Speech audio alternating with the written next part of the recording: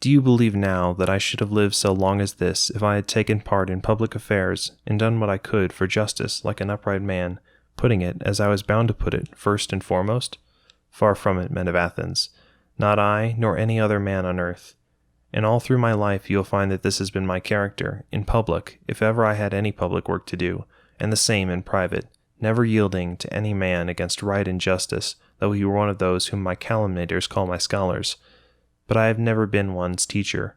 Only, if any man, young or old, has ever heard me at my work and wished to listen, I have never grudged him my permission.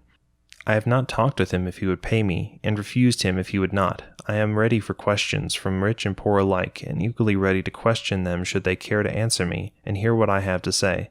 And for that, if anyone is the better or anyone the worse, I ought not to be held responsible. I never promised instruction, I never taught, and if any man says that he ever learnt or heard one word from me in private, other than all the world could hear, I tell you he does not speak the truth. What then can it be that makes some men delight in my company? You have heard my answer, sirs. I told you the whole truth when I said their delight lay in hearing men exclaimed, who thought they were wise but were not so. I told you the whole truth when I said their delight lay in hearing men examined, who thought they were wise but were not so, and certainly it is not unpleasant. And I, as I believe, have been commanded to do this by God, speaking in oracles and in dreams, in every way by which divine grace has ever spoken to man at all, and told him what to do. That, men of Athens, is the truth, and easy to verify. For if it were really the case that I corrupt our young men, and have corrupted them, then surely, now that they are older, if they have come to understand that I ever meant to do them harm when they were young, some of them ought to come forward here and now to accuse me and punish me.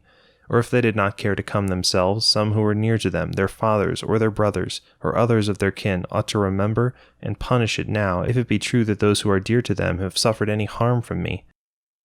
In fact, there are many of them here at this very moment. I can see them for myself. There is Crito, my contemporary, who belongs to the same deme as I, the father of Critobulus there, and there is Usanius of Sphedos, the father of Ichines, who is beside him, and Antiphon of Cephasia, the father of Epigenes, and others to whose brothers have spent their time with me, Nicostratus, the son of Theocydides, the brother of Theodotus.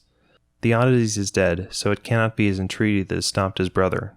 And Paralus is here, the son of Demodocus, whose brother Theges was, and Adamantus, the son of Ariston, whose brother Plato I see, and Adandorus, and his brother Apollodorus too. And I tell you many more, one of whom, at least, Meletus should have called as a witness in this attack. Or, if he forgot them, let him call them now, and I will stand aside, and he can speak if he has anything to say. But, gentlemen, you will find it precisely the reverse. You will find them all prepared to stand by me. The man who has done the harm, the man who has injured their nearest and dearest, as Meletus and Anytus say. Those, perhaps, who are ruined themselves might have some reason for supporting me, but those who are uncorrupted, men of advancing years, their relatives, what other reason could they have for their support except the right and worthy reason that they know Meletus is lying and I am speaking the truth? There, gentlemen, that is the whole of what I had to say in my defense, with something more, perhaps, to the same effect.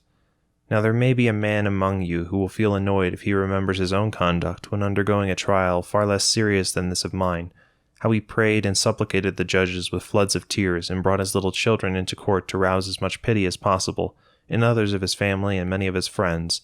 But I, it would appear, will not do anything of the kind, and that in the face, it may seem, of the utmost danger. Such a man, it may be, observing this, will harden himself against me. This one fact will enrage him, and he will give his vote in anger. If this is so with any of you, I do not say it is, but if it is, I think it would be reasonable for me to say, I too, my good man, have kindred of my own. I too was not born, as Homer says, from stock or stone, but from men, so that I have kinsfolk and sons also, 3 sons. The eldest of them is already a stripling, the other 2 are children. And yet I do not intend to bring one of them here or entreat you to acquit me. And why is it that I will not do anything of the kind?